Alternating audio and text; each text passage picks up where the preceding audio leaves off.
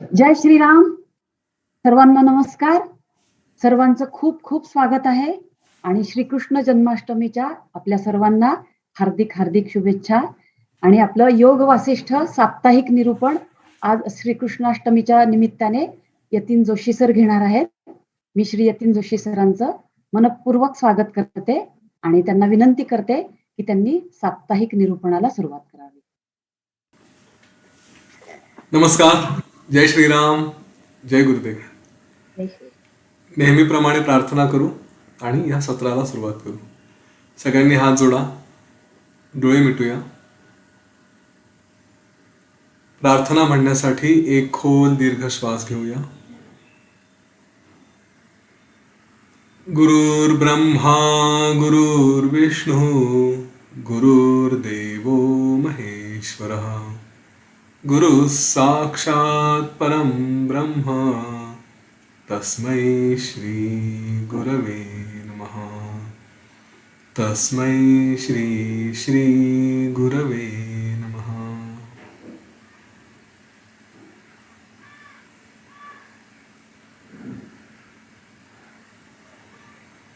हळूवार डोळे उघडूया.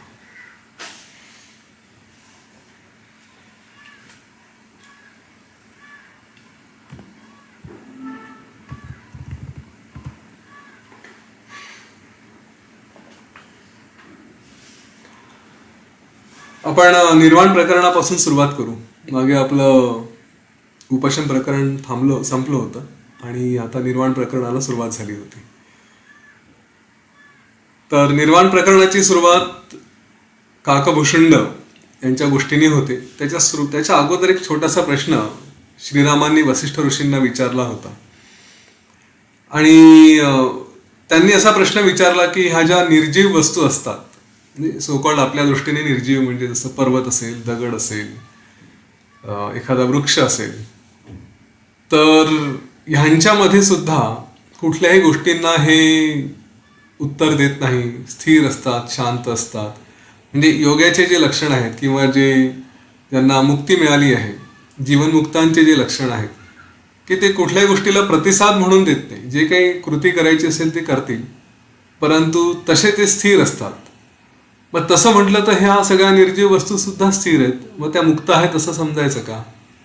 तर त्याच्यावरती वसिष्ठ ऋषींनी फार छान उत्तर दिलंय. त्यांनी म्हटलं बरं झालं हे विचारलं. ह्यांच्यामध्ये हे जे निर्जीव जीव आहेत, निर्जीव जीव हा खरं म्हणजे विरोधाभासी शब्द आहे, परंतु प्रत्येकामध्ये काही ना काही चेतना असते. तो चेतनेचा अंश सगळ्यांमध्ये असतो. त्यामुळे ह्या ज्या काही निर्जीव वस्तू असतील तर त्यांच्यात जे चित्त आहे, त्यांच्यात जी चेतना आहे, तिचं स्वरूप हे दुःखद आहे. मुळातच ह्या अवस्थेला हे का पोहोचले हाही एक विचार करण्यासारखा प्रश्न आहे की एखादा हा वृक्ष का आहे, एखादा दगड का आहे. तर असं म्हणतात की अनेक पापांचे जे काही फळं असतील की जिथे आता फक्त भोगायचे, ज्याच्यात काही करता येत नाही, कुठलेही कृत्य घडू शकत नाही आणि फक्त आतल्या आत सहन करत राहायचं, असं त्यांच्या वाट्याला आल्यामुळे आणि तेही अनंत काळासाठी. म्हणजे आपण बघतो की प्राणीमात्रांना, कुत्रा असेल, मांजर असेल, वाघ, सिंह जे काही असेल, त्यांचं असं मर्यादित जीवन असतं. परंतु ह्या वृक्ष, पर्वत जे काही असतील यांचं जीवन तर माहिती नाही किती वर्ष चालत राहतं. याच्यातले काही पुण्यवान पर्वत जसे हिमालय वगैरे आहेत तसे आहेत, यांच्याबद्दल मागे आपण बोललेलो आहोत. पण बाकी ह्या सगळ्यांसाठी एक केवळ भोगत राहा असंच त्यांच्यासाठी असतं. जे जीवनमुक्त आहेत त्यांच्यामधल्या वासना या नष्ट झालेल्या असतात. त्यांचं चित्त हे शांत असतं. त्यांचा वासना त्याग हा विचारातून, ध्यानातून, ज्ञानातून असा आलेला असतो. परंतु ह्या ज्या काही निर्जीव वस्तू आहेत त्यांच्यामधल्या वासना ह्या सूक्ष्म स्वरूपात असतात. त्यांना पुन्हा इच्छा असते की अरे मी आता इथून सुटावं आणि पुन्हा जीवन घ्यावं, पुन्हा काहीतरी करावं. हे सगळे ज्या काही त्यांच्या वासना त्यांच्या असतात त्या तिथे असतात. त्यामुळे त्यांना त्यांच्या वासना पुनर्जन्मासाठी कारणीभूत होतात. हा त्यांनी एक महत्त्वाचा विषय सांगितलेला आहे. त्याच्यानंतर मग वसिष्ठ ऋषी जे काही निरूपण करत असतात, त्यांना जे सांगत असतात, तेव्हा श्रीरामांचा प्रश्न येतो की मला या आत्मविचाराबद्दल, आत्मज्ञानाबद्दल थोडं आणखी जाणून घ्यायचं आहे, मुक्तीबद्दल थोडं आणखी जाणून घ्यायचं आहे. तेव्हा वसिष्ठ ऋषी त्यांना योगाचे 2 मार्ग सांगतात आणि तिथून हे पुढचं निर्वाण प्रकरणामधलं जो आपण ज्याला योग म्हणतो तो योग प्रकरण सुरू झालेलं आहे. ते म्हणतात की योग म्हणजे काय, तर हे जे काही सगळं आपण आतापर्यंत उपशम होईल याच्यासाठी किंवा उपशमाची जी अवस्था आहे की ज्याच्यामध्ये सगळं शांत झालेलं आहे, आपण आणि आता तो परमेश्वर हे एक होणं.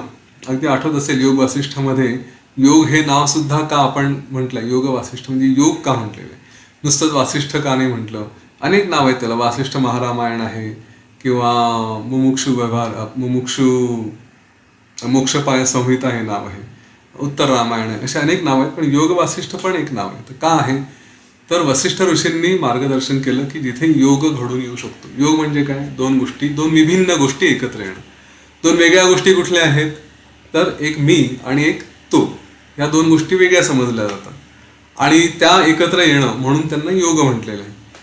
तर ह्या योगासाठी स्वतःचा जीवाशिवाची भेट असं म्हणतो आपण, त्याच्यासाठी 2 मार्ग दिलेले आहेत. एक आहे आत्मविचाराचा की जो आतापर्यंत आपण सगळा ऐकला, इतके जे काही 5 प्रकरणं आपण बघितले त्याच्यामध्ये सगळं आत्मविचारच आलेला आहे.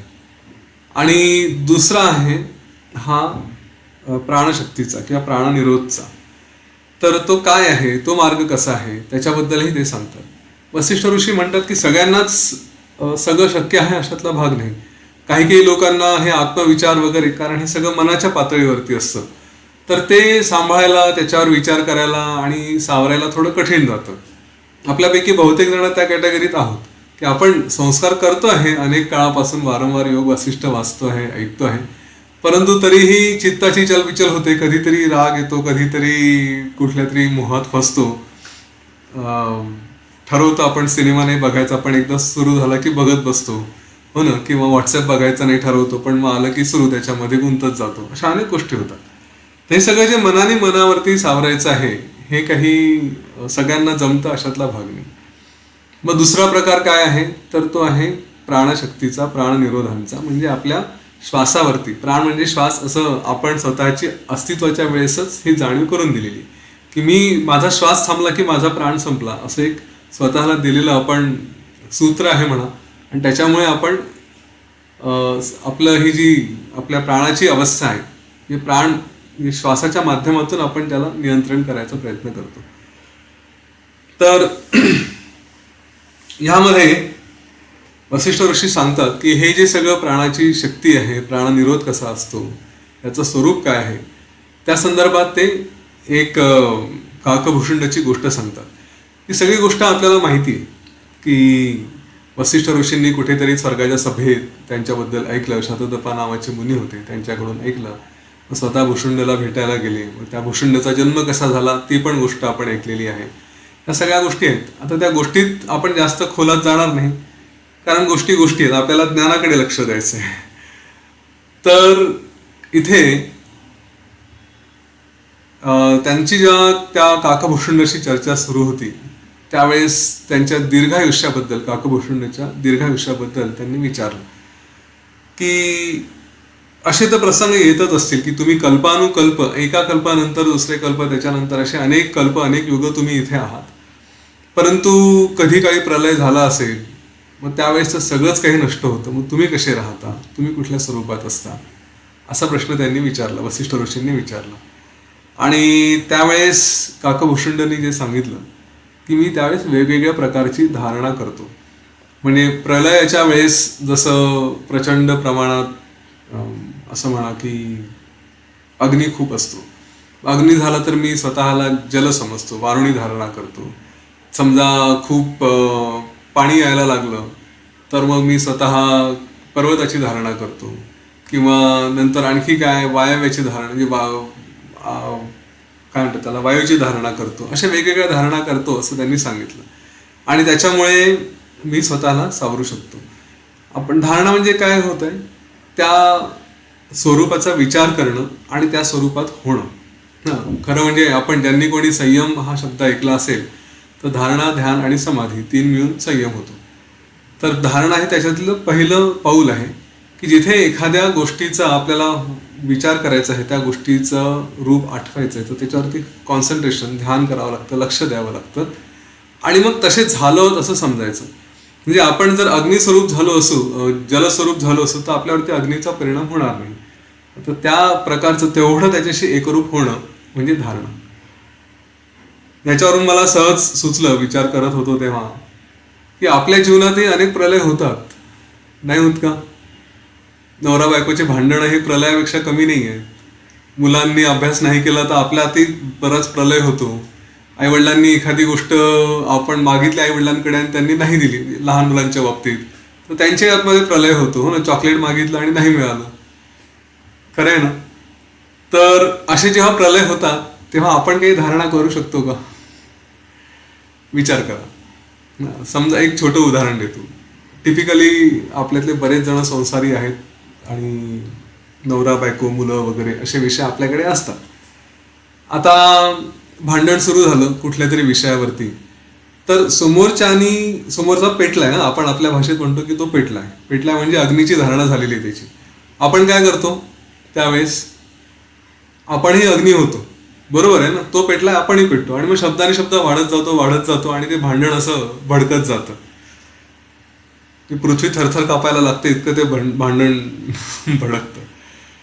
यावेळेस जर अशी वारुणी धारणा केली की अच्छा समोरचा चिडलेला आहे, बरं आपण पेटतो म्हणजे प्रत्येक वेळेस आपण बोलतोच असंही नाही, पण आपल्या आतमध्ये ते सगळं खतखतत असतं. हा असाच आहे, तो तसाच आहे, आपण आतून भडकलेले असतो. समोर बाहेर येईल की नाही येईल हा भाग वेगळा, पण आतमध्ये जर असा विचार केला, अशी धारणा केली की ही व्यक्ती चिडली आहे, रागावली आहे, काहीतरी कारण असेल, कदाचित तब्येतीचं कारण असेल, कदाचित कुठून तरी बाहेरून ट्रिगर मिळाला असेल, कदाचित कुठेतरी दुसरीकडे काहीतरी बिनसलं असेल आणि ते वड्याचं तेल वांग्यावर निघतं तसं माझ्यावर निघत असेल, काहीतरी बिनसलेलं आहे. उगाचच कोणी चिडणार नाही की आपल्याकडूनही काहीतरी चूक झाली आहे त्याच्यामुळेच असेल आणि होत आहे तर ठीक आहे, होऊ द्या. कायमच ती व्यक्ती चिडलेली असेल, कायमच संताप करेल असं तर कधी होत नाही.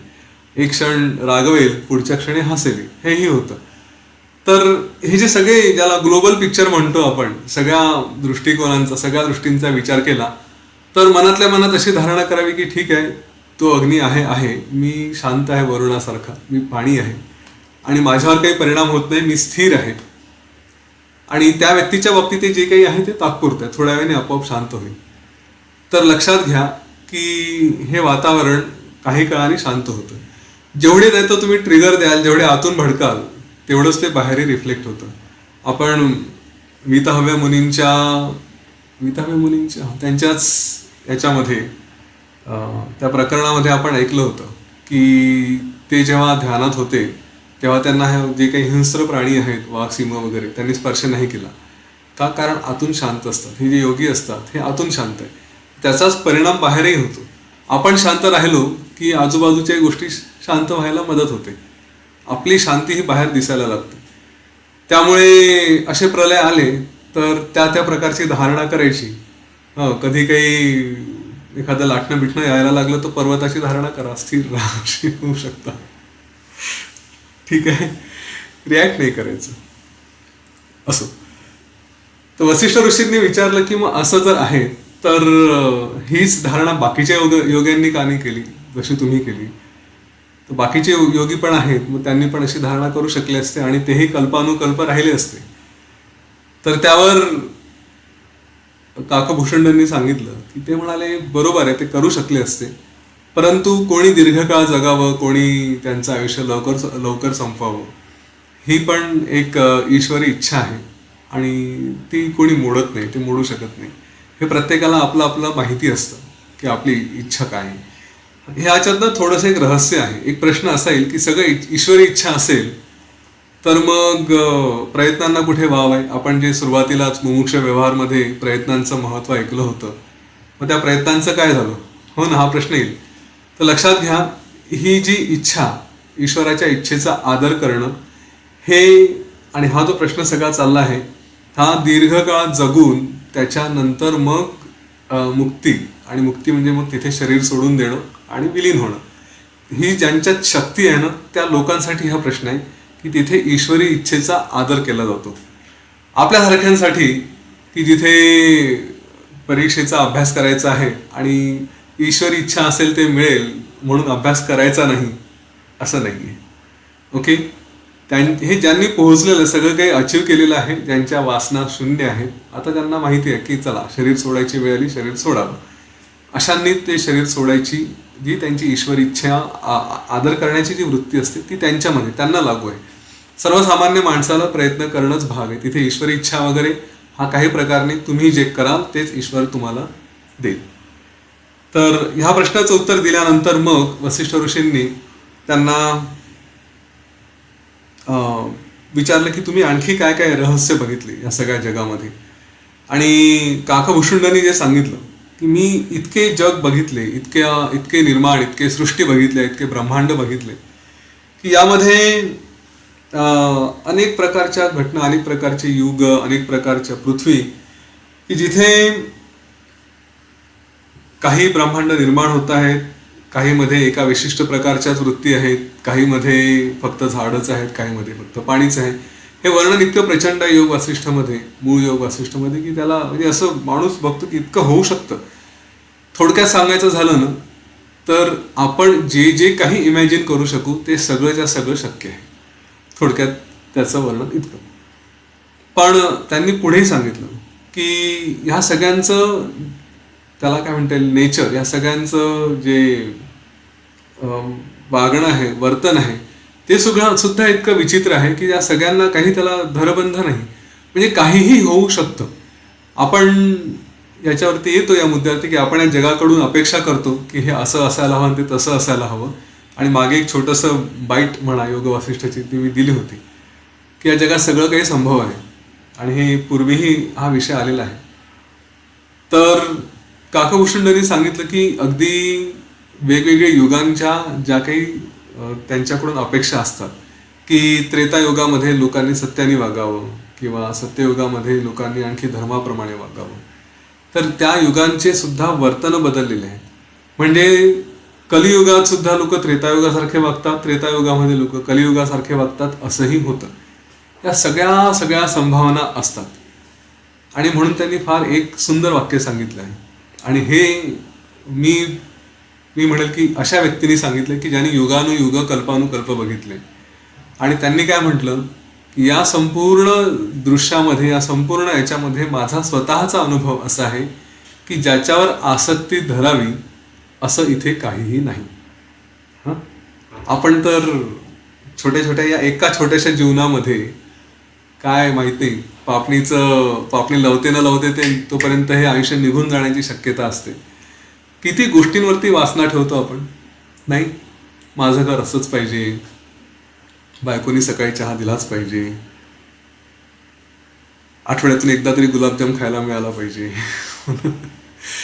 असे काय किती किती अपेक्षा असतात. मुलांनी अभ्यास करावाच. हां, या सगळ्या गोष्टींसाठी बघा, आठवा कधीतरी आपण चिडलो असेल, मुलांनी आज्ञाधारकपणे राहिलंच पाहिजे, आईवडिलांनी चॉकलेट मागितलं तर द्यायलाच हवं. खरे आपले वृद्ध आई वडील असतील तर त्यांनी एकच एक गोष्ट वारंवार सांगू नये, त्यांनी विसरभोळेपणा करू नये. हो ना, अशा अनेक घटना असतात. आणि याच्यामध्ये किती वेळा आपण स्वतःला त्रास करून घेतलाय, किती वेळा चिडचिड केली आहे, किती वेळा संताप केलाय. झालंय ना, गेलोय ना याच्यातून सगळेजण. खरं आहे की नाही. पण ते सांगतात की हे काय, याच्यातली एकही गोष्ट अशी नाहीये की ज्याच्यावरती माणसाने आसक्ती धरावी. का? कारण हे सगळं संभव आहे. लक्षात घ्या, मी पुन्हा सांगतो हे वाक्य, सगळं संभव आहे. ह्या सृष्टीची रचनाच अशी आहे की याच्यात जे होतं ते आहे. मागे मी तुम्हाला सांगितलं होतं नाही की वेड्याच्या समोरून गेले आणि त्याने दगड मारला, तर त्याला आश्चर्य काही नाही, तो दगड मारणारच आहे. तुम्ही असा तो का दगड मारला असा विचार नाही करू शकत. तर ही जर सगळ्या गोष्टींची संभावना आहे इथे, तर मग कशाचा विचार करावा, कशावर आसक्ती करावी. तिथे सांगतात एकच आहे, तो म्हणजे आत्मविचार. आणि काकभूषुंडांनी सांगितलं की हा आत्मविचार आणि मग त्याच्यासोबत मला तुमच्यासारखं वसिष्ठ ऋषींसारखं तेवढं त्या आत्मविचाराचा मार्ग हा इतका जमत नाही. म्हणून मग त्याच्याशी संबंधित त्यांनी म्हणजे भूषुंडांनी असं म्हटलं की मी त्या क्षुद्र योनीतला, कावळ्याच्या योनीतला प्राणी आहे. तुमच्यासारखं एवढी बुद्धी, आत्मविचार, ज्ञान वगैरे कदाचित मला जमत नाही. पण मग मी त्या आत्मविचाराचे जे काही सख्या आहेत त्या सख्यांमधली एक सखी म्हणजे प्राणचिंता, तिचा मी आधार घेतला. आणि मग वसिष्ठ ऋषींनी विचारलं की काय आहे प्राणचिंता, सांगा. तेव्हा काकभूषुंडनी जे काही सगळं प्राणायामबद्दल सांगितलं, श्वास, प्राणशक्ती याच्याबद्दल जे जे काही सांगितलं आहे ते सगळं अतिशय सुंदर ज्ञान आहे. आपण ते बघू, त्याच्यावर विचार करू आणि आपल्यासाठी जास्त करून ते उपयोगी आहे. म्हणून मी सुरुवातीपासून वारंवार जे म्हणतो की आपण आपल्या श्वासावरती लक्ष ठेवा. कारण विचार हे थोडे आवरणं कठीण आहे. एखादा प्रसंग आजूबाजूला घडला तर लगेच आपली रिॲक्शन पटकन होते, कारण त्यावेळेस हे ज्ञान डोक्यात येईल. त्यावेळेस असं काही प्रसंग घडला की योग वासिष्ठ कोणीकडे आणि गाय सगळं बाजूला राहून जातं आणि आपण आपल्या अहंकारामध्ये पुढे येतो आणि नाही त्या गोष्टी करून जातो, हो ना. पण हा जर प्राणाचा अभ्यास असेल, श्वासाचा अभ्यास असेल, तर तो निश्चितपणे फायद्याचा ठरतो. तेच त्यांनी सांगितलंय. आणि दुसरी गोष्ट अशी की याचा अर्थ असा नाही की हे ज्ञान वगैरे वापरायचं नाही म्हणून. लक्षात ठेवा, तुमचा स्वतःचा अनुभव तुम्हाला माहिती असेल की हे वाचन करता करता, अभ्यास करता करता कुठेतरी आपल्या मनोवृत्ती थोड्या तरी शांत झाल्या असतील. कदाचित ती रिॲक्शन इमिजिएट येत असेल, एखादी घटना घडली लगेच संताप येत असेल, पण पुढच्या क्षणी, पुढच्या सेकंदाला, पुढच्या मिनिटाला, नाही तासाला तरी राग आपल्याला सांगतं की अरे आता तरी ते ज्ञान आठव जे एवढं वाचलंय आणि या गोष्टी सोडून दे, यांच्या मागे लागण्यात अर्थ नाही, आता कशात आसक्ती धरण्यात अर्थ नाही, हे आहे हे असं आहे. बरोबर. तर त्यांनी प्राणचिंता सांगितली आणि वसिष्ठ ऋषींनी जेव्हा विचारलं की काय आहे, तर तेव्हा काकभूषुंडांनी हसून म्हटलं की काय तुम्ही या कावळ्याची गंमत करता, तुम्हाला माहित नाही अशातला प्रकार आहे का. पण चला, तुम्ही विचारलं आहे आणि सांगण्यात मला काही नुकसान नाही, कारण तुमच्यासारखे ज्ञानी आहे, तर जे असेल ते मी सांगतो. आणि मग त्यांनी फार सुंदर विवेचन या प्राणस्वरूपावरती केलंय, प्राणशक्तीवरती केलंय. आपण आज त्याचा प्रत्यक्ष अनुभव घेऊ, एक एक गोष्ट समजून घेऊ. पण याच्यात 2-4 भाग आलेत. मी जे काही त्यांनी सगळं सांगितलं त्या सगळ्यांचा सारांश इथे सांगायचा प्रयत्न करतो आणि नंतर त्याचा अनुभव घेऊ. हाच विषय पुढे पण एका ठिकाणी आलेला आहे, मला वाटतं चुडाला शिखीध्वज प्रकरणामध्ये, आणि मला आठवते आधी कुठेतरी आलाय का. पण जे काही असेल सगळं याच्याशी संबंधित हे मी सांगतो आणि त्याचं महत्त्व लक्षात घ्या. याच्यात जे काही 2-3 महत्वाचे भाग आहेत. एक म्हणजे आपला श्वास, आत जाणं बाहेर जाणं हे सुरू आहे. याची गती बघा, ही आतमध्ये हृदयापर्यंत साधारणपणे येते आणि मग तिथून पुन्हा बाहेर जाऊन आपल्या नाकापासून असे 12 बोटं जर धरले आपण तर साधारण छातीपर्यंत ते येईल. ओके, 12 अंगुली असं त्याला म्हटलेलं आहे, 12 अंगुली. तर तेवढं त्याचं स्वरूप म्हटलेलं आहे. आता ह्या 12 बोटांपर्यंत बाहेर येणारा श्वास आणि हा इथून आतमध्ये, ह्यांच्यामध्ये काय, हा प्रवाह जेव्हा सुरू असतो तर याच्यात कुठेतरी न कळत बाहेरही श्वास थांबतो आहे आणि आतही श्वास थोडासा थांबतोय. आता ह्या श्वासाचं स्वरूप याच्यामध्ये त्यांनी मग 3 वेगवेगळे शब्द वापरले. एक आहे पूरक, एक आहे रेचक आणि एक आहे कुंभक. पूरक म्हणजे काय, जो सप्लाय करतो, पुरवतो, म्हणून तो पूरक. तर आपल्याला जो पुरवतोय, आपण श्वास घेतो म्हणून तो पूरक म्हटलेला आहे. याच्यानंतर रेचक म्हणजे काय, आपण जसं ज्यांनी विरेचन शब्द ऐकलेला असेल तर रेचन म्हणजे बाहेर पडणं. तर हा बाहेर पडणारा श्वास हा रेचक म्हटलेला आहे. आणि कुंभक, जसं आपण एखादं मडकं असेल, कुंभ म्हणजे माठ असेल किंवा काय असेल, त्याच्यात धरून ठेवतो, तर म्हणून हा श्वास जेव्हा आपण धरून ठेवतो त्याला कुंभक म्हटलंय. आपण 2 ठिकाणी श्वास धरतो, एक आत धरतो, दुसरा बाहेर धरतो. तर हा जो अभ्यास आहे श्वास बाहेर धरण्याचा किंवा आत धरण्याचा, त्याला कुंभक म्हटलंय. बाहेर असेल तर बाह्य कुंभक, आतमध्ये धरत असू तर आंतरकुंभक. ह्याच्यात आणखी काही प्रकार केलेले आहे, म्हणजे सांगतो, समजलं तर ठीक आहे, नाही तर सोडून द्या. पूरक म्हटल्यानंतर हा कुठल्या दृष्टीने बघतो तेही आहे. म्हणजे मी आतमध्ये जर बघत असेल, श्वास येत असेल तर आतमध्ये तो पुरवत आहे म्हणून आतल्या दृष्टीने पूरक, बरोबर आहे. परंतु याला पुरवणारं कोण आहे, बाहेरून कोणीतरी पुरवत आहे, बाहेरून ते सोडत आहे, म्हणून बाहेरच्या दृष्टीने झालं तर तो रेचक. म्हणजे जो श्वास आतमध्ये येतोय तो आतल्या दृष्टीने पूरक आहे, बाहेरच्या दृष्टीने तो रेचक आहे, कारण तिकडून निघालाय म्हणून. तेच हा श्वास जेव्हा बाहेर जातो तेव्हा आपण बाहेर त्याला पुरवतोय म्हणून बाहेरसाठी पूरक आणि आतून सोडतोय म्हणून आतल्या दृष्टीने रेचक. असे त्याचे आणखी काही विभाग पडले. समजलं तर ठीक आहे, नाही तर सोडून द्या. आपल्याला शब्दांचा खेळ करायचा नाही, आपल्याला अनुभव घ्यायचा आहे. आता ह्याच्यामध्ये प्राण आणि अपान हे दोन मुख्य वायू म्हटलेले आहेत. बाकीच्या वायूंचा आपण सध्या विचार करणार नाही. प्राण आणि अपान यांच्या बाबतीत असं म्हटलंय की हा जो प्राण आहे हा जे आपल्या हृदयामध्ये एक 6 यंत्रांचं 6 चक्रांचं एक यंत्र आहे असं म्हटलेलं आहे. म्हणजे या कमळासारख्या पाकळ्या असतात आणि हे वायू येत जात राहतात, त्याच्यामुळे त्या पाकळ्यांची उघडझाप होते आणि त्याच्यामुळे सगळी शक्ती ही म्हणजे जी काही प्राणशक्ती असेल ती संपूर्ण शरीरामध्ये ती प्रसारित होते. आता हा जो प्राण आहे असं इथे योग वासिष्ठमध्ये वर्णन केलंय की प्राण हा आपला आतून जो बाहेर जातो त्याला प्राण म्हटलेला आहे, प्राणवायू म्हटलंय, आणि बाहेरून येणारा हा अपान वायू म्हटलाय. आता बाहेरून येणारा हा शरीराला शक्ती देतो, शरीराला शांत करतो, त्याचं चंद्राचं स्वरूप म्हटलेलं आहे.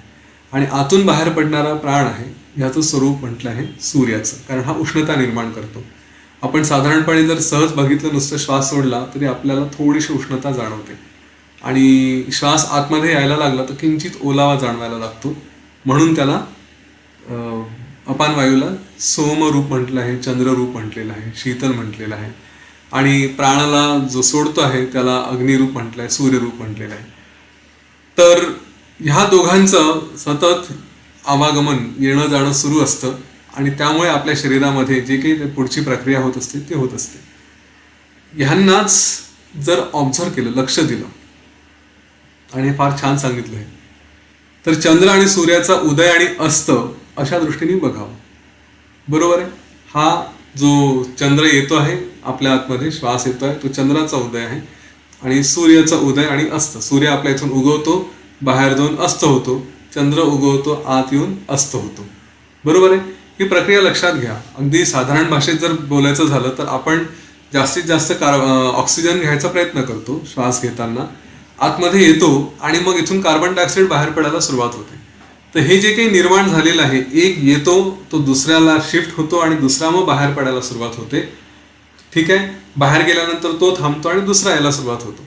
तर हे एकाचा उदय बाहेर जाऊन असतं, दुसऱ्याचा बाहेरून उदय आत येऊन असतं, संपणं, हे जे सायकल आहे हेच त्यांनी सूर्य आणि चंद्राचं सायकल, चंद्राचं चक्र असं म्हटलेलं आहे.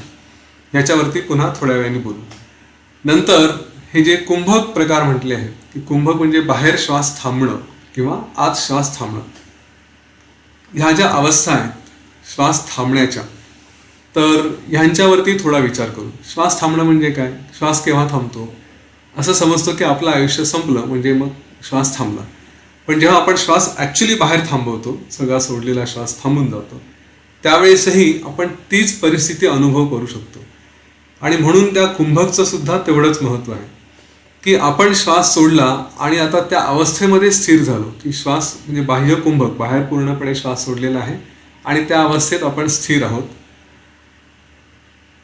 तर ती एक प्रकारची मुक्तीची अवस्था आहे की जिथे शरीराची भावना नाही, जिथे मन शांत झालेलं आहे. आणि तो खरंच अभ्यास करण्यासारखा विषय आहे. आणि त्यावेळेस आपल्या मनात काय चाललंय, कुठले विचार येत आहेत, इकडे जर लक्ष दिलं तर असं म्हणतात की ते सुद्धा ब्रह्मपदच आहे, की जिथे सूर्याचा अस्त झालेला आहे आणि चंद्राचा उदय झालेला नाही. सगळे उदय अस्त हे संपले आहेत. म्हणजेच काय, एक प्रकारे जर म्हटलं, या सृष्टीची जर सूर्याची आणि चंद्राची गती थांबली,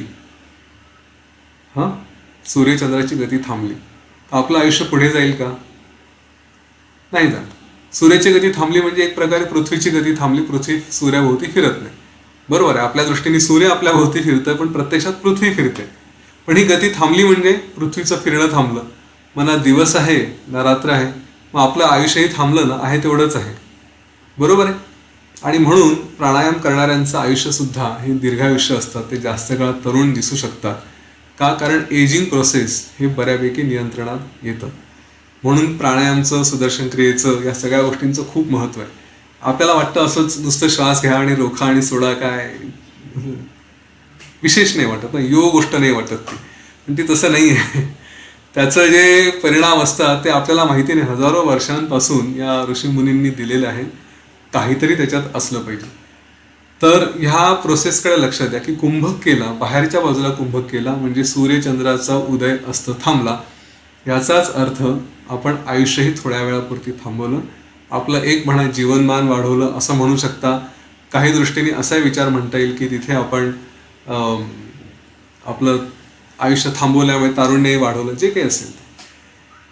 एक कल्पना अशी आहे जी योग वासिष्ठमध्ये आली नाही, पण कुठेतरी मी कुठल्याही चर्चांमध्ये ऐकली आहे आणि काही लोक ती थेअरी मानतात. ती थेअरी अशी आहे की माणूस जन्माला आला तेव्हा त्याचे श्वास ठरलेले आहेत. ओके, समजा काय त्याचे 5,000 श्वास असतील. आता हे 5,000 श्वास तुम्ही भराभर घेतले तर झालं, आयुष्य पटकन संपलं. किती वर्ष जगता वगैरे असं नाही आहे, किती श्वास आहेत अशा हिशोबाने ते मोजलं जातं. प्राणायामच्या माध्यमातून वगैरे जर ते केलं तर श्वास स्थिर होतात, शांत होतात आणि शांत झाले की मग तुमचं आयुष्यही वाढतं. एकाने असाच प्रश्न विचारला होता, सुदर्शन क्रियेमध्ये तुम्ही एकदम भराभरी श्वास घेतो आपण, हे काय आहे? हो ना, तिथे तर मग आपण आयुष्य कमी करतोय. तर तसं नाही आहे. ते जरी केलं तरी त्याच्यानंतर जी अवस्था असते की जिथे आयुष्य स्थिर राहतं, म्हणजे श्वास स्थिर राहतो, मन शांत होतं. मन शांत झालं की श्वासाची गतीसुद्धा स्थिर होते आणि त्याचा परिणाम असा होतो की मग पुन्हा जे काही इकडे आपण कन्झ्युम केलेले फास्ट श्वास असतील ते नंतर बऱ्याच पुढे जाऊन आपल्याला कॉम्पेन्सेट करता येतं, तिथे आपला श्वास स्थिर राहतो. या सगळ्या थेअरींमधून थोडक्यात सांगायचं झालं तर प्राणायामचं महत्त्व हे खूप आहे. त्यांनी सूर्यचंद्राच्या गतीच्या रूपाने हे सांगितलं आहे की तिथे कुंभकमध्ये सुद्धा तीच अवस्था आहे. आंतरकुंभक केलं त्याच्याबद्दलही तसंच म्हटलंय की आंतरकुंभक म्हणजे आपण आतल्या आत श्वास रोखून धरलेला आहे, तो श्वास आतमध्येच थांबलेला आहे आणि ती अवस्था सुद्धा पूर्णपणे शून्याची असते, जिथे हृदयाच्या चक्रावरती आपलं लक्ष आहे, जिथे काहीही चालू नाही आहे. शरीर सुद्धा एक प्रकारे स्थिर होऊन गेल्यासारखं असतं आणि जर शरीर स्थिर आहे तर बाकीच्या सगळ्या गती ह्या जातात. दुसरी गोष्ट की आपलं लक्ष हे जे चित्त बहिर्मुख होतं, म्हणजे सारखं बाहेर बाहेर बघत असतं, हे बाहेरचं चित्त जेव्हा आपण आतल्या आत आणतो, आतमध्ये आणतो पूर्णपणे, तर त्यांना कुठलेही स्पंदनं, त्यांना कुठलेही ट्रिगर्स असे मिळत नाही. आता आपण काय, आपलं चित्त बाहेर असेल, विचार बाहेर असतात किंवा डोळे, आपले इंद्रिय हे सुद्धा बाहेर बघत असतात आणि काही ना काही आपल्याला तिथून ट्रिगर मिळतात, काहीतरी ऐकतो, काहीतरी होतं आणि म्हणून मनामध्ये संवेदना होतात, स्पंदनं सुरू होतात. पण हे जेव्हा आपण आतमध्ये श्वास रोखून धरतो तेव्हा ह्या सगळ्या वृत्ती आपल्या आतमध्ये आलेल्या असतात. सगळे स्पंदनं बंद झाले की पुन्हा ती सुद्धा मुक्तीचीच अवस्था की जिथे कुठल्याच गोष्टीला काही प्रतिक्रिया नाही, आपण केवळ आहोत म्हणून आहोत, असे स्थिर राहतो. अशा प्रकारे ह्या कुंभकचं आणि म्हणजे आंतरकुंभक आणि बाह्यकुंभकचं यांनी वर्णन केलेलं आहे. ह्यानंतर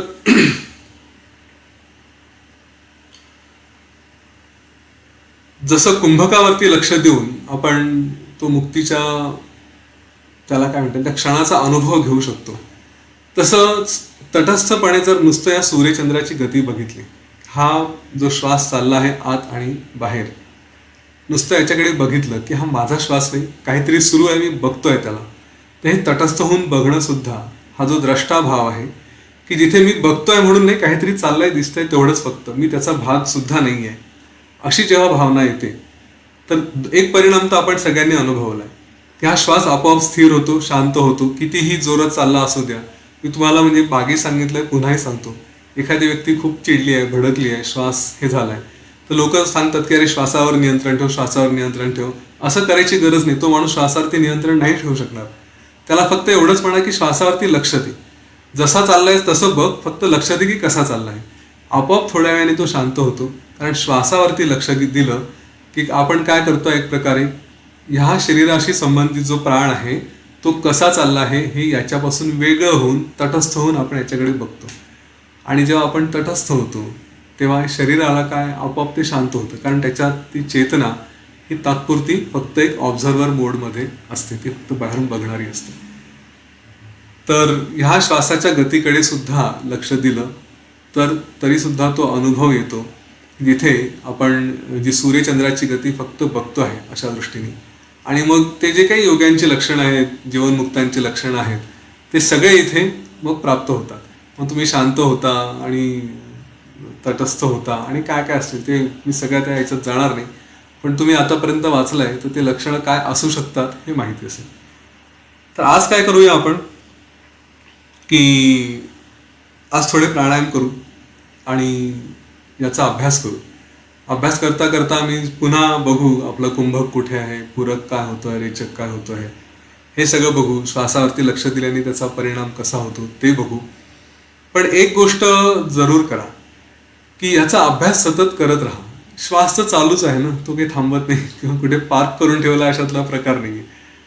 मग जेव्हा जेव्हा असं लक्षात येईल की अरे आपला श्वास सुरू आहे, तर त्या श्वासावरती सहज बघायचं. कधी कधी होतं वेगवेगळे विचार डोक्यात यायला लागतात, श्वासावरून लक्ष उडतं आणि मग अचानक आठवण झाली की अरे श्वासावरती लक्ष द्यायचं आहे. मूड कितीही खराब असू द्या, कसंही असू द्या, तो विचार आला आणि श्वासावरती लक्ष द्यायला सुरुवात केली की चेहऱ्यावर सहज स्माईल येतं. काय मूर्खासारखा नको त्या गोष्टींमध्ये मी स्वतःला अडकवतोय. हो ना, जस्ट आपण आपल्या स्वतःमध्ये राहू शकतो. तर आज त्याचा अनुभव घेऊया. चला सगळ्यांनी डोळे मिटा.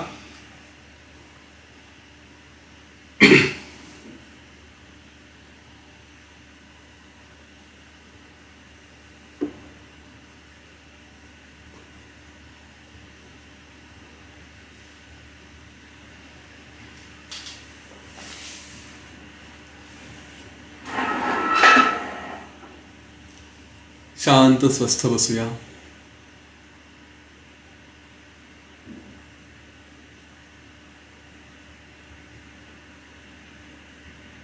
श्री गणेशाचं स्मरण करू.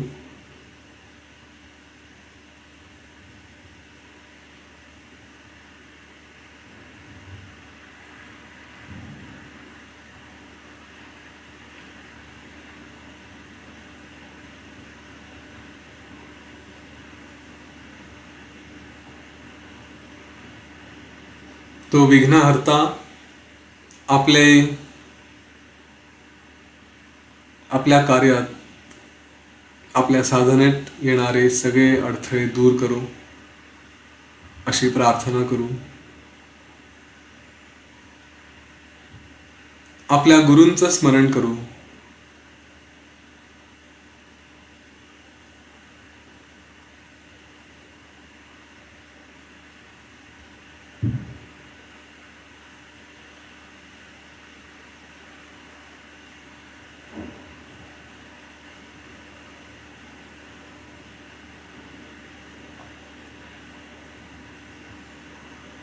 आपलं लक्ष आपल्या श्वासावरती ठेवू. जसा चालला आहे तसा चालू द्या.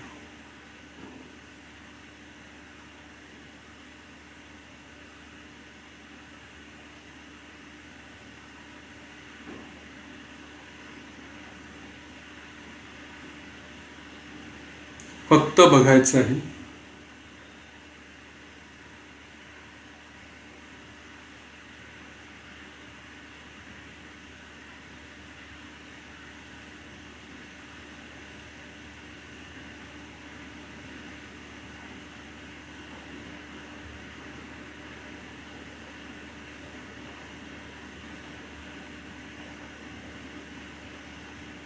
मनात वेगवेगळे विचार आले तर येऊ द्यायचे.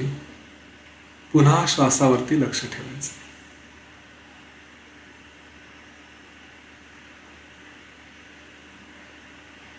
आपल्या श्वासाची गती काय आहे, किती खोल आहे,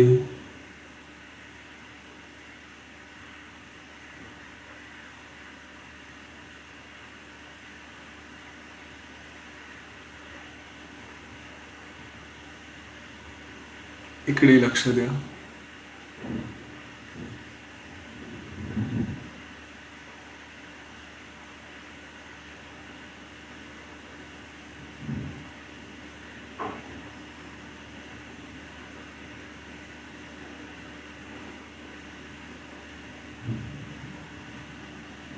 श्वास बाहेरून आत येतो,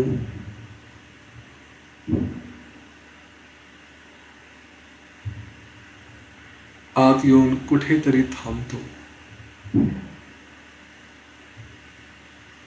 जसा चंद्र उगवतो आणि मावळतो तसा हा शीतल श्वास बाहेरून आत येतो आणि आत मावळतो.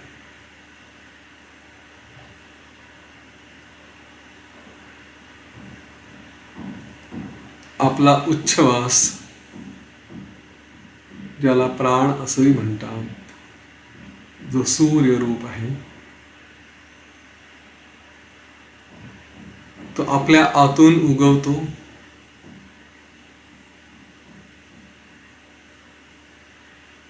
आणि बाहेर कुठेतरी मावळतो.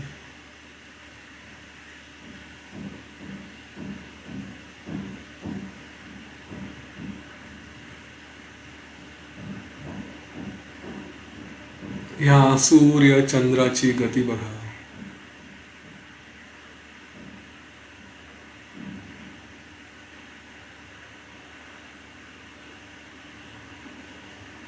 त्यांच्या गतीमुळे मिळणारा शांततेचा आणि उष्णतेचा अनुभव घ्या.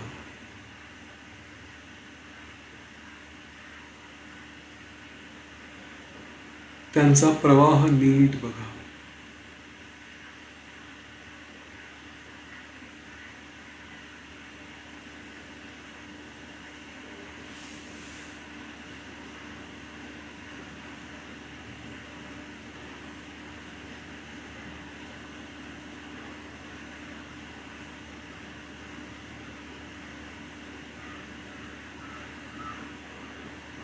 हा जो आत येणारा श्वास आहे, तो पूरक,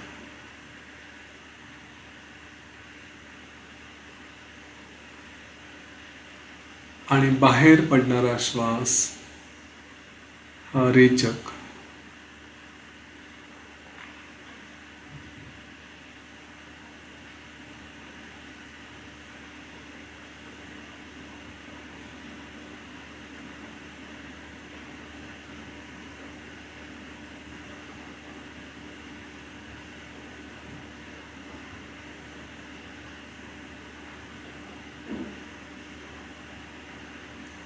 श्वासाची गती बघा, त्याचा अनुभव घ्या.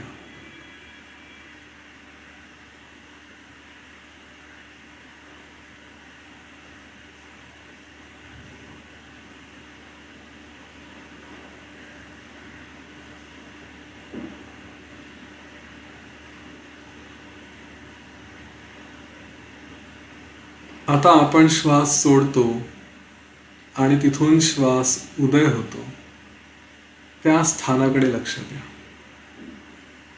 आपल्या नाकापासून साधारणपणे 12 आडवी बोटं,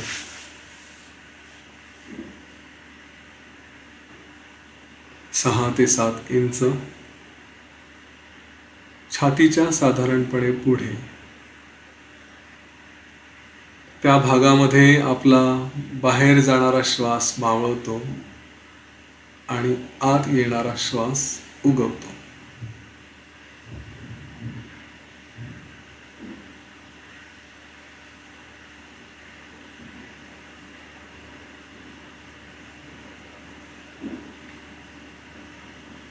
जसं आकाशात दिवस मावळतो आणि अंधार सुरू होतो, हे जे संधी स्थान आहे,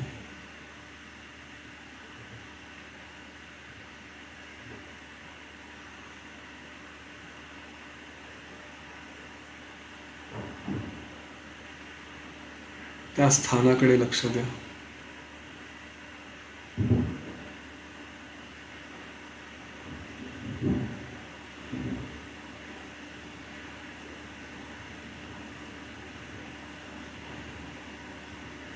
श्वास घ्यायला विसरू नका. श्वास सोडल्यावर पुन्हा तिथे थोडं लक्ष द्या. पुन्हा श्वास घ्या.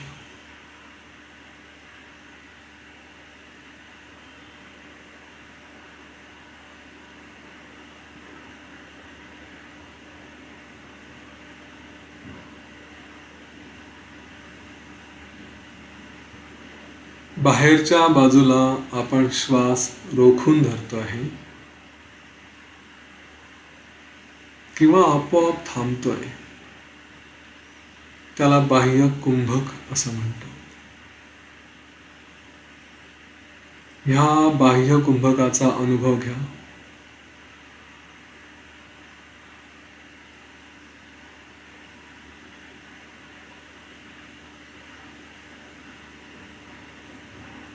कदाचित शरीरात काही जाणवेल जेव्हा बाह्य कुंभकावरती लक्ष असेल. शरीरात कुठेतरी स्पंदनं असतील, काहीही होऊ शकेल. लक्ष या बाह्य कुंभकाकडेच ठेवायचं. जे होतंय ते होऊ द्यायचं.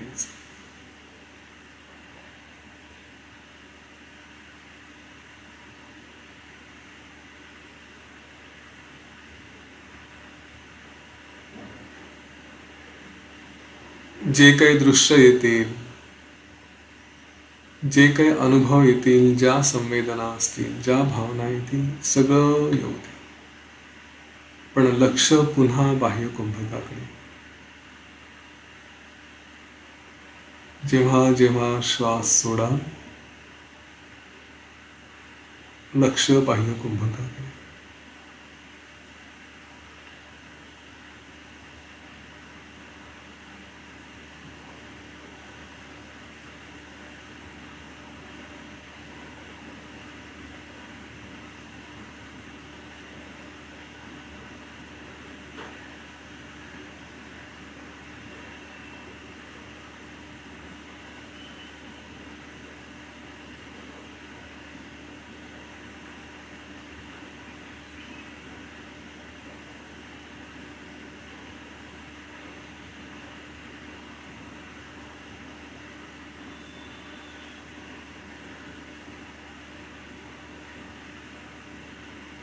हळूवार श्वास घ्या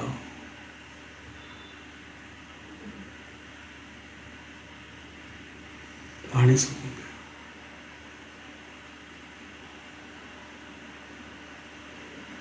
श्वासावर लक्ष ठेवा. हा श्वास आत येतो तेव्हा सुद्धा थोडा थांबतो.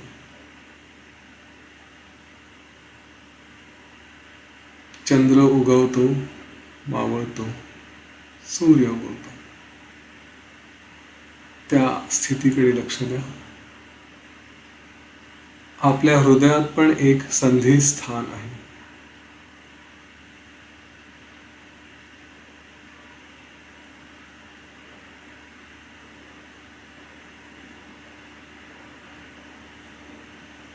येणारा श्वास कुठे थांबतो आहे, जाणारा श्वास कुठे उगवतो आहे, त्या स्थानावरती लक्ष द्या.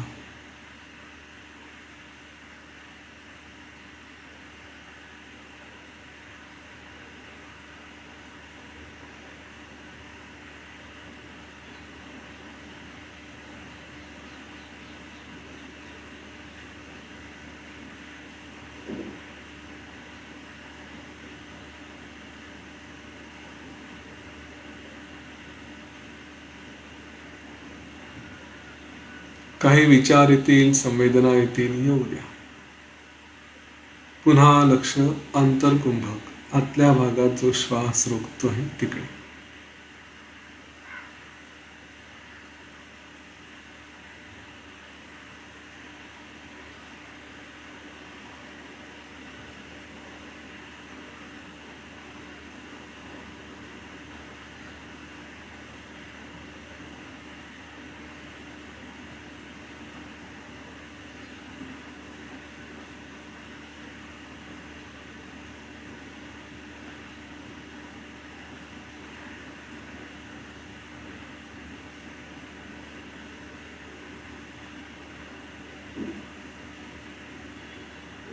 श्वास सोडा, पुन्हा घ्या.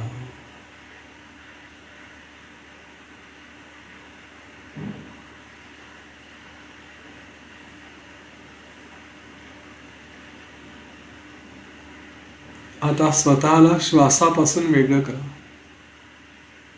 कोणाचं तरी शरीर श्वास घेत आहे तर घेत आहे, नाही तर नाही, अशा दृष्टीने बघा.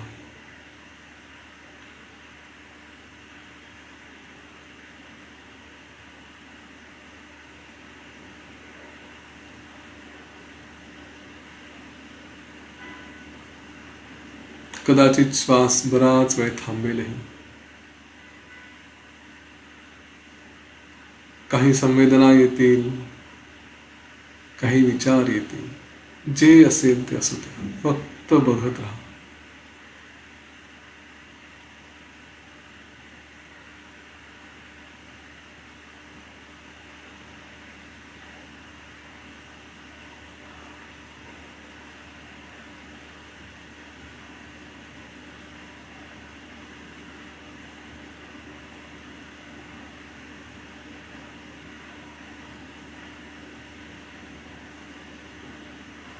मी ह्या श्वासाचा पण भाग नाही.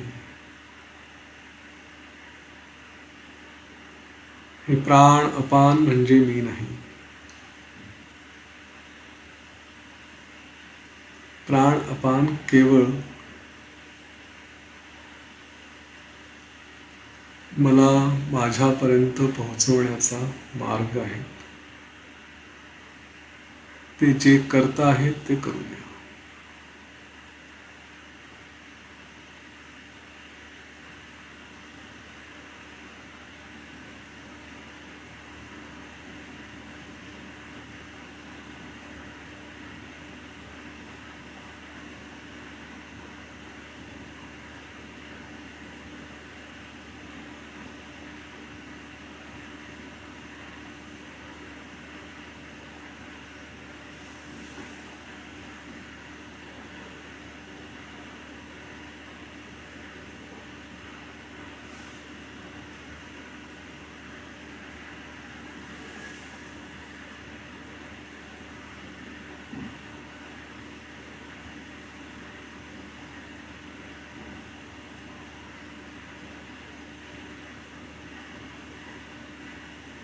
ओम गुरवे नमः.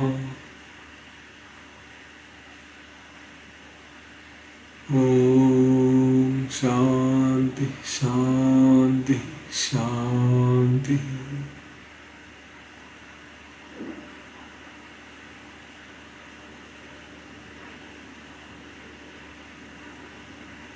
एक खोल दीर्घ श्वास घ्या आणि सोडून द्या.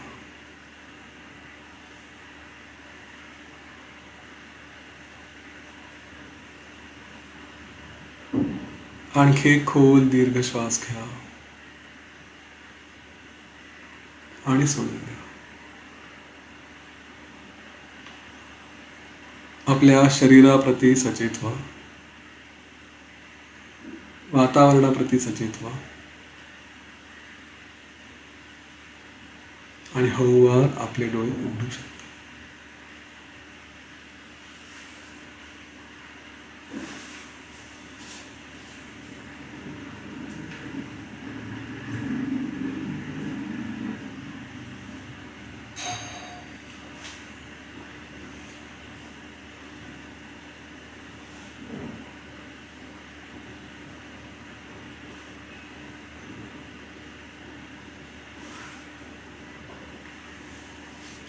तर संधिस्थानावरती लक्ष ठेवू शकता किंवा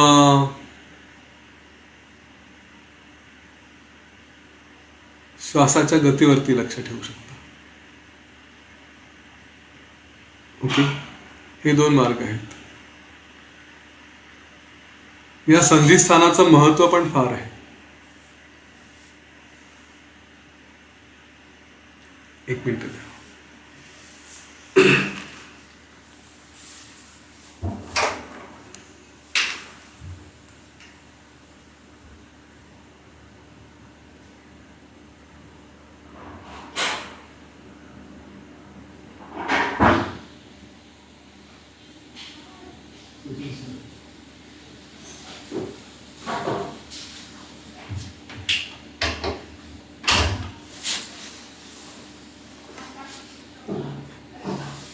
इव्हन साधना सुद्धा संध्याकाळी करायला म्हटलेली आहे. म्हणजे पहाटे सूर्योदयाच्या वेळेस, सूर्यास्ताच्या वेळेस त्याचे महत्व वेगळं असतं. त्याला स्वतःला एक त्याचं वेगळं महत्व आहे. त्याचं अध्यात्मामध्ये त्याच्याबद्दल बरंच काही बोललं गेलंय.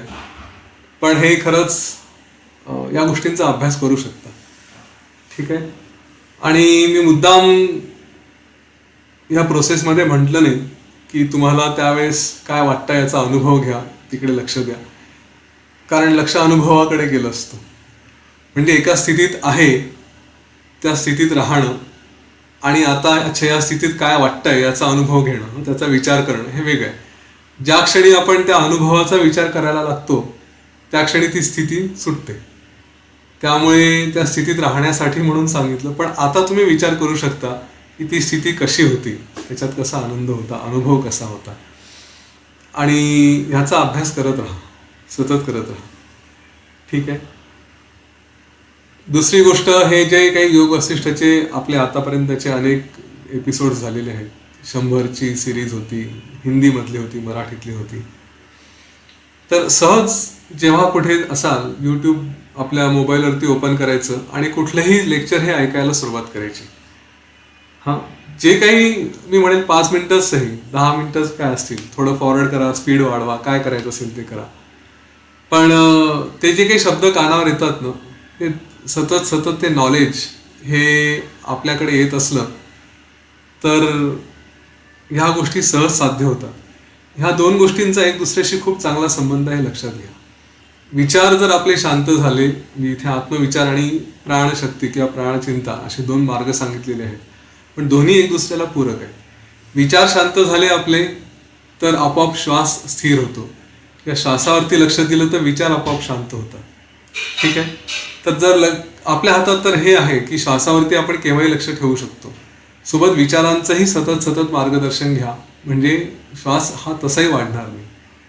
ठीक आहे. त्या बाबतीत लक्ष द्या. कुठे प्रवासात आहात, काही केलं, हेडफोन लावले, आपलं सहज 5 मिनिटं 10 मिनिटं कुठलाही व्हिडिओ ऐकला तरी त्याचा फायदा हा होणारच आहे. पण सतत सतत ते संस्कार होऊ द्या, ते चुकवू नका. ठीक आहे. आणि आजपासून आपला कोर्स सुरू होत आहे. मला माहिती आहे बरेच जण जॉईन होत आहेत, पण अजूनही समजा कोणी केलं नसेल, कोणाला जॉईन व्हायचं असेल तर ते सांगू शकतात. आणि तुम्ही इतरांना सांगितलं असेल, आशा करतो हे जे काही अनुभव इथे येत आहेत तेच त्या कोर्समध्ये पण आहेत, प्रत्यक्ष आपण करून घेत असतो प्राणायाम वगैरे. तर अजून कोणाला सांगितलं नसेल तर जरूर सांगा, त्यांनाही या सगळ्या गोष्टींचा आनंद घेऊ द्या. ठीक आहे. आज इथे थांबू आणि काही प्रश्न असतील तर ते घेता येतील. जय श्रीराम, जय गुरुदेव. जय गुरुदेव सर. अप्रतिम अप्रतिम सेशन. म्हणजे मनुष्यरूपी देहाच्या यंत्रात सगळीच व्यवस्था आहे. दीर्घायुष्य कसं व्हायचं, चिरतरुण कसं राहायचं, निरोगी कसं राहायचं, ह्याचं आम्हाला तुम्ही खूप खूप सोप्या भाषेत आणि छान सांगितलं की श्वासाच्या माध्यमातून प्राणाचं नियमन, दीर्घायुष्याचं रहस्य, चिरतरुण राहण्याचं रहस्य, आणि वेगवेगळ्या प्रकारच्या धारणा खूप सुंदर कळल्या. कारण आम्ही रोज वाचताना धारणा धारणा धारणा म्हणत असतो, पण मला नाही वाटत की इतक्या सोप्या भाषेत कुठं कळलं असेल की धारणा म्हणजे काय. की स्वरूपाचा विचार करून स्वरूपातच एकाग्र होणं, खूप किती छान समजवलं. आणि ईश्वरी इच्छा म्हणजे काय ते कळलं. आणि जगातली एकही गोष्ट अशी नाही की तिच्या विषयी आसक्ती ठेवावी, हे अजून जास्त दृढ निश्चय झाला. आणि पूरक, रेचक, कुंभक, प्राण, अपान अतिशय सुंदर समजून सांगितलं. सर्वांच्या वतीने मी मनपूर्वक धन्यवाद आणि आभार प्रदर्शित करते तुमच्या प्रती. ग्रॅटिट्यूड. धन्यवाद. जय गुरुदेव, जय श्रीराम. आणि हे सगळं केल्यावरच आत्मदर्शन म्हणजे काय हे कळतं. त्यामुळे काल मला एक प्रश्न आला होता की आत्मदर्शन म्हणजे काय कळलं नाही, तर मी मुद्दामच नव्हतं सांगितलं. तर आता हे केल्यावर कळलं असेल की आत्मदर्शन म्हणजे काय. तर तोही प्रश्न होता. अजून कोणाला काही विचारायचं असेल तर हँड रेज करा, जरूर विचारा. यतीन सर आज अवेलेबल आहेत, आपल्याला प्रश्न विचारू शकता तुम्ही. निशब्द झालेत सगळे, कारण आम्हाला पूरक, रेचक आणि कुंभक फार छान नव्हतं कळलं. हिमांगिनी काय बोला. खरंच ही आता जी अनुभवली शांती ती खूपच वेगळी होती. तरी पण बुद्धीची करकर थांबत नाहीये. मला असं विचारायचं की आपण हे जे बाह्य कुंभक आणि अंतर्कुंभक वर लक्ष दिलं, तर जेव्हा आपण प्रॅक्टिस करतो त्यावेळेस ते नॅचरली होऊ द्यायचं का इंटेन्शनली आपण 2 मिनिटं थांबायचं? प्राणायामचा अभ्यास करतो तर तेव्हा ते आपण इंटेन्शनली थांबतो तिथे. ठीक आहे. पण नंतर हळूहळू हळूहळू परिस्थिती अशी होते की म्हणजे समजा बाह्यकुंभक झाला आहे, मी केला असं नाही म्हणत, बाह्यकुंभक झाला, ध्यानामध्ये ही अवस्था येते, तर तो बाह्यकुंभकच राहतो. एक केवळ शरीराला चालवण्यासाठी थोडासा श्वास आत घेतला जातो, पुन्हा मॅक्झिमम वेळ बाहेरच थांबलेला असतो. अर्थात हे सगळं प्रॅक्टिसनी आणि त्या ध्यानातून येतं, या गोष्टी होत जातात. पण अभ्यास करावा लागेल, म्हणजे प्रॅक्टिस मेक्स वन परफेक्ट असं म्हणतात, तसं ते. कारण असं आता तुम्ही घेतलं तेव्हा सुद्धा असं जाणवलं की अरे आता मला परत श्वास घ्यायचा आहे किंवा अरे आता परत मला आत थांबायचं आहे. असं म्हणजे डोक्यात जसे ते जम्बलिंग झालं की आता मी ह्याच्यावर लक्ष देऊ का परत, का ते सोडून देऊ आणि जे होतंय ते होऊ देत असं. नाही, असं नाही. म्हणजे खूप जीव द्यायचा आहे म्हणून तो श्वास सोडून धरलाय असं नाही. ओके. तो जे शरीर त्यावेळेची डिमांड करतं, जी मागणी करतं त्याप्रमाणे होऊ द्यायचं. पण त्या अभ्यासामुळे असं होतं की मी जसं सांगितलं की श्वास हा आतमध्ये रोखून धरलाय, तो थोडासा बाहेर जातो, पुन्हा आत येतो. तर जे मॅक्झिमम ड्युरेशन आहे ना, ते बाहेर थांबण्याचं किंवा आत थांबण्याचं हे सवयीने होतं. ऍक्च्युली ते होतं, तिथे करायची गरज नाही पडत. ते ध्यानामध्ये ते हळूहळू व्हायला लागतं. पण एक प्राणायामचाही अभ्यास असतो की जिथे धरून ठेवायचा असतो, पण तो सुद्धा असा अनलिमिटेड वे नाही. त्याचे काही गणित आहे, आपण जसं आर्ट ऑफ लिव्हिंग मध्ये ते शिकतो, किती वेळ धरून ठेवायचा, किती वेळ सोडायचा, ते तसंच ठेवायचं. आपण जे 8 काउंटचा प्राणायाम करतो त्याच्यात पण आपण थोडंफार नाही, म्हणजे आपण क्रिया जी करतो त्याच्यात पण आपण थोडं, नाही माझं आता जम्बलिंग झालंय की breath in, hold, exhale and hold ते करतो, ते काइंड ऑफ इट. प्राणायाम आहे ते रेचक पूरक कुंभक असंच आहे. पण आज मला मला खूप म्हणजे अशी तळमळ लागली होती की मला हे शिकायचंय. मी काल शलाकाताईंना मेसेज पण केला की मला माहितीये मला हे शिकायचंय आणि ते मला कसं तरी मिळेल, आणि काल तुम्ही येणार हे सांगितलं आणि माहिती नव्हतं तुम्ही काय सांगणार आहात, आणि आज शलाकाताईंनी जेव्हा मेसेज टाकला की अरे ते हेच सांगणार आहे, तर गुरुकृपा, दुसरं काही नाही. Every silly wish of yours is getting fulfilled. I'm very ते आहे, grateful. I'm very ते आहे. grateful. गुरुदेव आहेत, आपण काय ते. प्रश्नच नाही तेच प्रश्न. पण तुम्ही बरोबर. खूप सोपं करून सांगितलं. जय गुरुदेव, जय श्रीराम.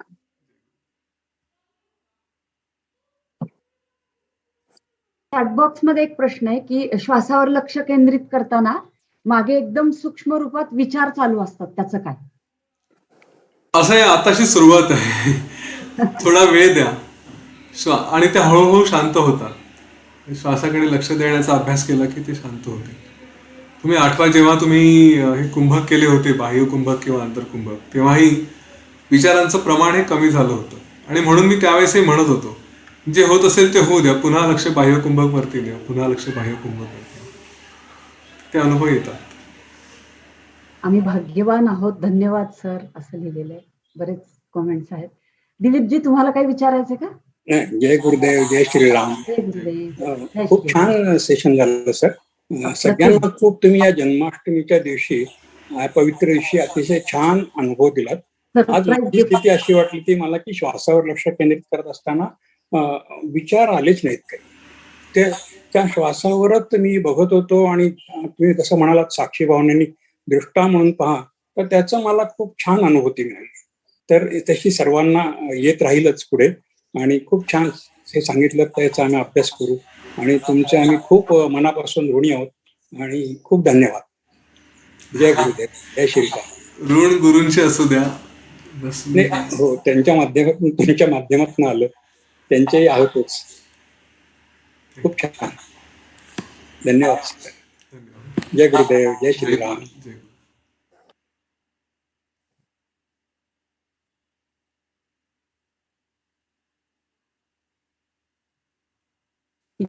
नाही अजून कुणाचं काही. मग रविवारी असेल ना आपलं परत दुपारी? हो, रविवारी घेऊ. आम्हाला वाटतं रोज असावं. नाही, ते शिवाची पूजा कशी करायची हे सगळे आहेत ना, त्या सगळ्या गोष्टी आपण करू. आणि काल आमचं योगायोगाने आज जन्माष्टमी आणि श्रीकृष्णाची भगवद्गीता पण झाली आमची. दुकानात छान छान, खूपच ठीक आहे. हेमांगिनीला काही बोलायचं आहे का पुन्हा? नाही, पण आधीचाच आहे मला वाटतं त्यांचा. चला भेटू मग. जय गुरुदेव, जय गुरुदेव, जय श्रीराम.